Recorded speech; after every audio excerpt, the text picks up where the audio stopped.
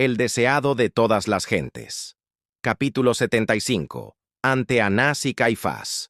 En la profunda oscuridad de la noche, mientras la ciudad de Jerusalén dormía bajo un manto de silencio aparente, se desarrollaba el acto más oscuro de su historia.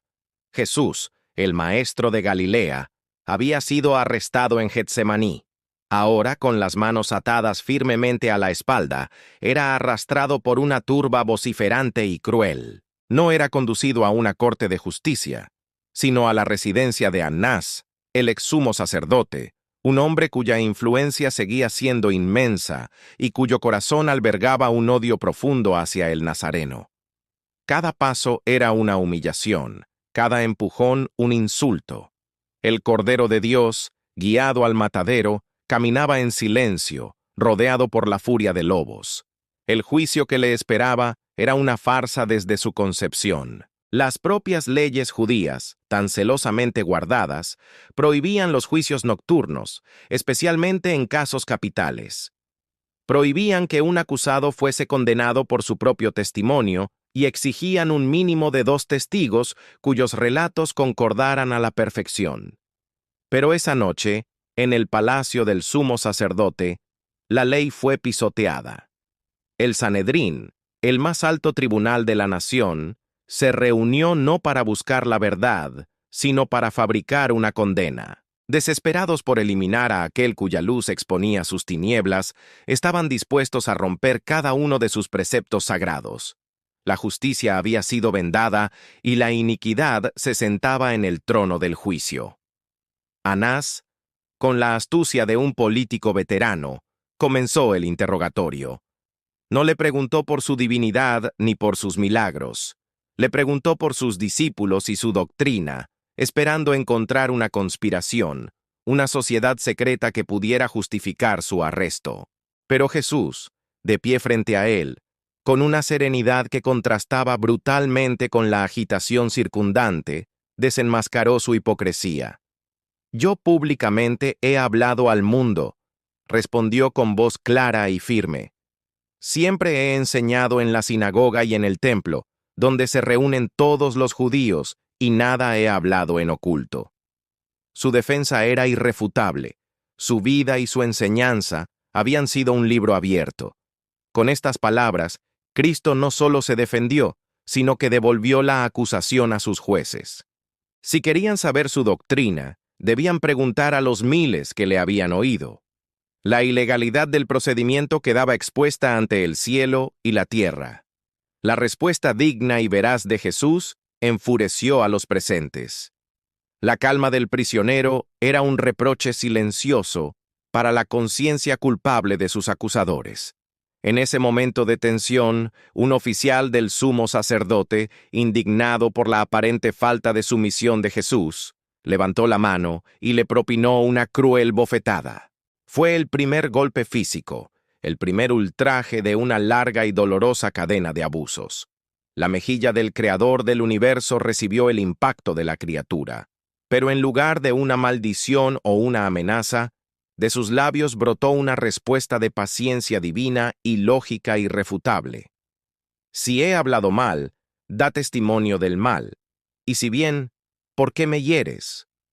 Con una mansedumbre sobrehumana, Jesús apeló a la justicia, una justicia que le estaba siendo negada. No hubo ira en su voz, solo la tristeza de quien sufre una injusticia flagrante. Frustrado, Anás lo envió atado a la casa de Caifás, su yerno y el sumo sacerdote en funciones, donde el Sanedrín en pleno ya estaba congregado. La búsqueda desesperada de una acusación continuó. Llamaron a falsos testigos, hombres comprados para mentir, pero sus historias eran tan contradictorias y absurdas que se desmoronaban bajo su propio peso. Uno decía una cosa, otro la contradecía. El plan se venía abajo. El silencio de Jesús, su porte majestuoso y sereno, infundía temor y desbarataba cada intento de incriminarle. El Sanedrín, el gran consejo de Israel, se mostraba impotente, su malicia expuesta en su incapacidad para encontrar una sola acusación coherente contra el hombre inocente que tenían delante. Viendo que su complot fracasaba, Caifás, consumido por la ira y la impaciencia, decidió tomar el asunto en sus propias manos. Se levantó de su asiento, se colocó frente a Jesús y con una solemnidad cargada de amenaza, pronunció el juramento más sagrado para un judío. Te conjuro por el Dios viviente, que nos digas si eres tú el Cristo, el Hijo de Dios. El silencio en la sala era absoluto. Todos los ojos se clavaron en Jesús. Bajo la obligación de este juramento solemne, el Salvador rompió su silencio. Con una voz que resonó con autoridad divina, declaró la verdad por la cual había venido al mundo. Tú lo has dicho. Y añadió una profecía que sellaría su destino y el de ellos. Y además os digo, que desde ahora veréis al Hijo del Hombre sentado a la diestra del poder de Dios y viniendo en las nubes del cielo. En ese instante, el acusado se convirtió en juez, y los jueces en acusados. La declaración fue como un trueno.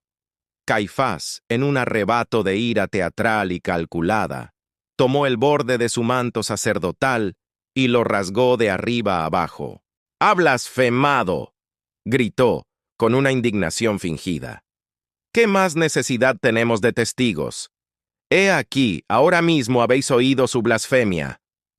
Al rasgar sus vestiduras, un acto prohibido por la ley mosaica para el sumo sacerdote, Caifás estaba, sin saberlo, pronunciando su propia sentencia.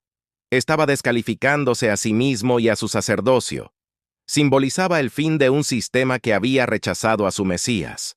El velo del templo se rasgaría pronto, pero Caifás anticipó ese acto, declarando que el antiguo pacto había sido roto por la propia mano de su máximo representante. La suerte estaba echada. Con la acusación de blasfemia como pretexto, el Sanedrín votó unánimemente: es reo de muerte. La sentencia fue pronunciada, y con ella se desató el infierno. Aquel a quien acababan de condenar fue entregado a la brutalidad de la guardia y la multitud. Le escupieron en el rostro, le vendaron los ojos y le golpeaban burlándose. «Profetízanos, Cristo, ¿quién es el que te golpeó?» El rostro que los ángeles anhelaban contemplar fue desfigurado por el odio humano. El Hijo de Dios soportó cada insulto, cada golpe, en un silencio lleno de amor y perdón por sus torturadores. El cielo observaba con horror y asombro la infinita paciencia del Cordero. La música cambia, volviéndose más melancólica y personal. Y mientras el maestro sufría esta humillación indecible en el interior del palacio, afuera, en el patio iluminado por el fuego de una hoguera, se desarrollaba otra tragedia. Pedro, el discípulo impetuoso que había prometido morir por su Señor, se calentaba entre los siervos y los soldados. El miedo se había apoderado de su corazón. Cuando una criada lo reconoció y dijo: «Tú también estabas con Jesús el Galileo», él lo negó ante todos. «No sé de qué hablas», mintió. Poco después, otro lo señaló, y Pedro volvió a negar, esta vez con un juramento. El gallo cantó una vez, pero él no lo escuchó.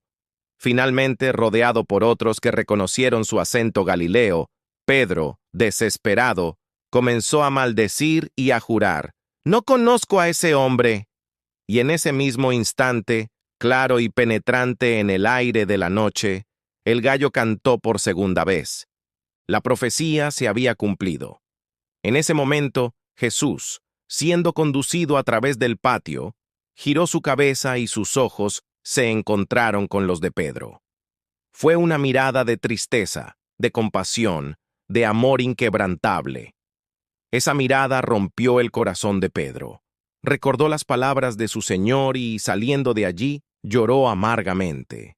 En la hora más oscura de Cristo, mientras el Salvador se mantenía firme en su confesión, su más ferviente discípulo lo había negado.